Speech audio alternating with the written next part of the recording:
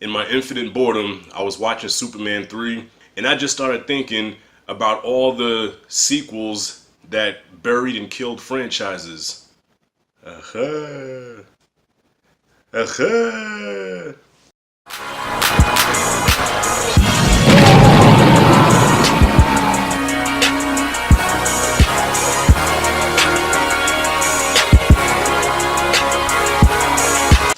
Alright, so I'm gonna get into it. So this video is all about the sequels that actually killed franchises. Before I get this list started, a couple of notable mentions. So the notable mentions are movies that didn't really have franchises, but they were supposed to be the beginning of a franchise, and because the movie failed at the box office, it didn't happen. So here we go. Flash Gordon, 1980s Flash Gordon, which was supposed to be the beginning of a trilogy just like Star Wars, but because it was such a failure at the box office, it didn't get a cult status, of course, till afterwards.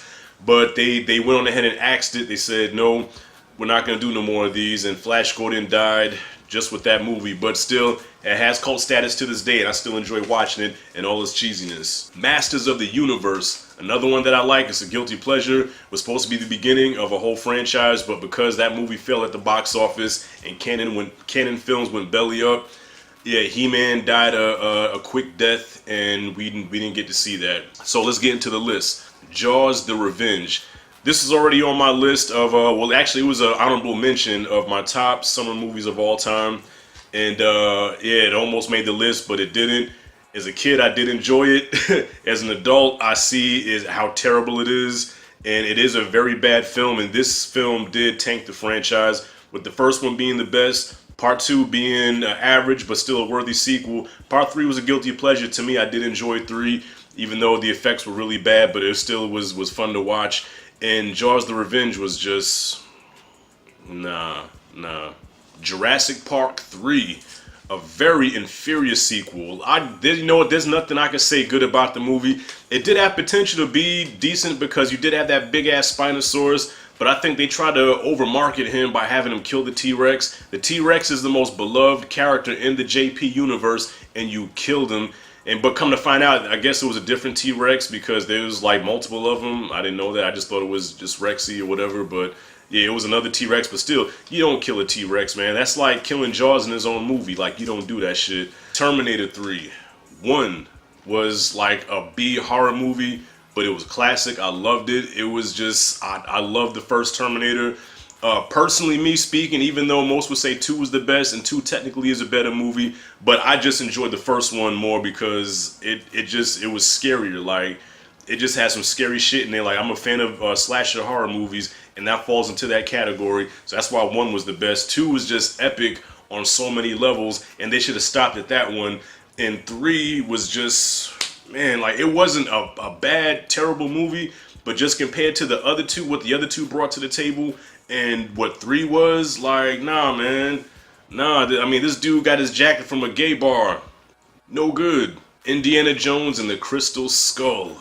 Oof. When I saw the trailer, I didn't have high hopes for it because Harrison Ford is too old to be playing Indiana Jones, but it was still cool to see him and Spielberg together again, and Lucas, and I thought it was going to be a pretty decent movie, which it was kind of on its way, but they tried to pass the torch to Shia LaBeouf, and it wasn't working. It wasn't happening. Kingdom of the Crystal Skull definitely sank the Indiana Jones franchise, and in my mind, there's only 3 of them. Beverly Hills Cop 3, Part 1, loved it.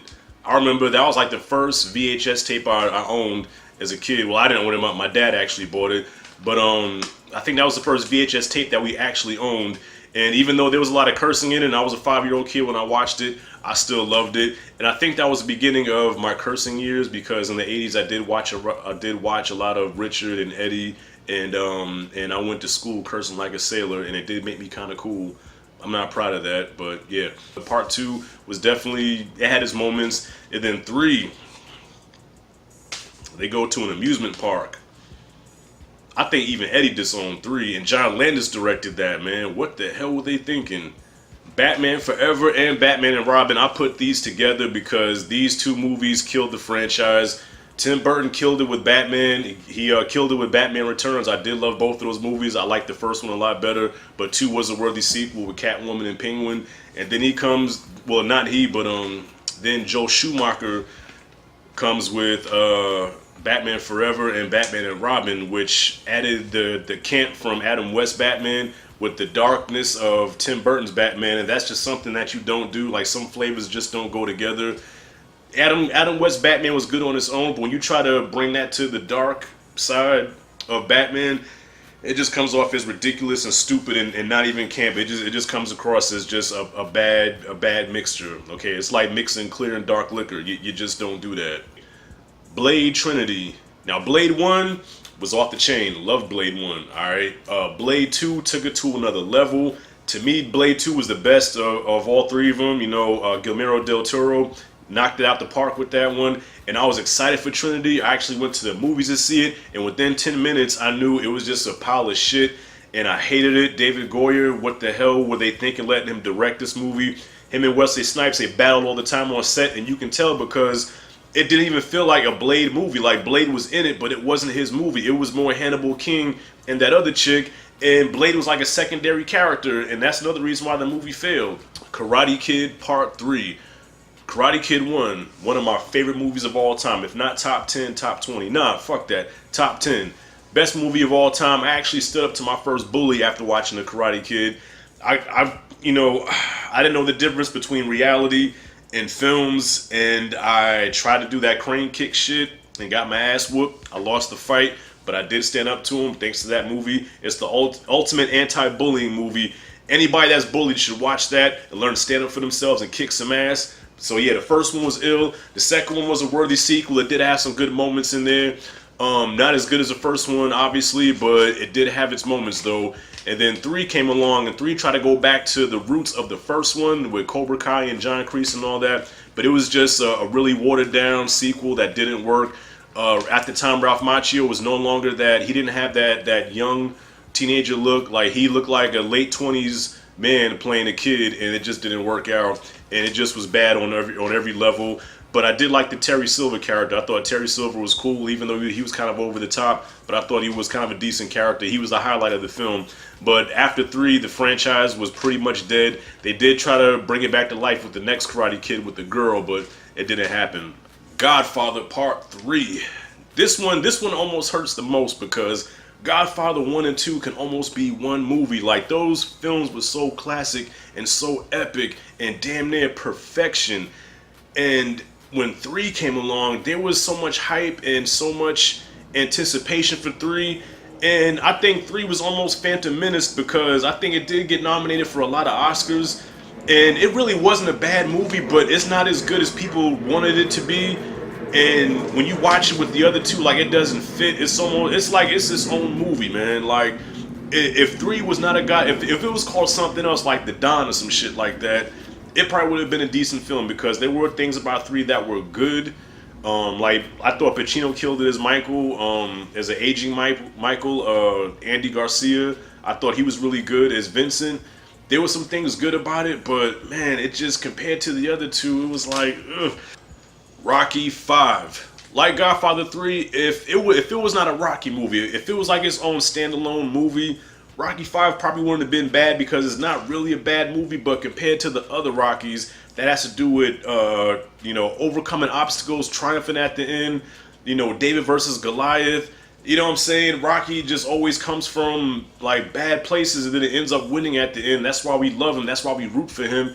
And in 5, we don't have that. In 5, he goes from here to here, and he stays there. And his only redemption is beating his former protege in a street fight. That's the only redemption that he has. Nah. Superman 4.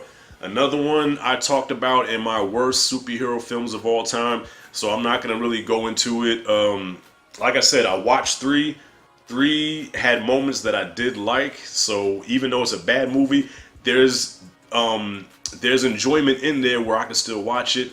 There's nothing good about 4 at all. I'm trying to think, is there?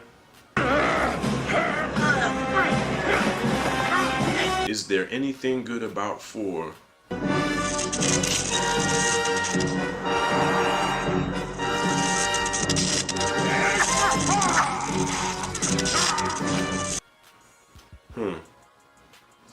Shit. Yeah, nothing good about 4 at all. And it's sad to see that that's Christopher Reeve's last performance as Superman, because Christopher Reeve is Superman.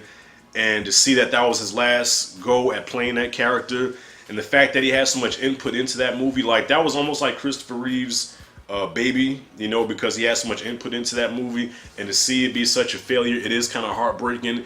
And it doesn't give me joy to shit on this film, but it's just awful, man. So those movies are all sequels that killed franchises or really brought franchises down to the point where they had to reboot the franchise again. Like with Batman Forever and Batman and Robin, those movies were so bad, like Batman was put on ice until much later, and then Chris Nolan came and resurrected it and knocked it out the park with the trilogy. So there is chance for redemption with some of them, not all of them. So guys, that's what I got, man. So what do you guys think, man? What is some of your sequels that that killed franchises? Which ones are your favorites? Which ones are your worst? Comment below, comment freely. Thank you for watching. As always, this is Rashad G signing out. See you in the next video.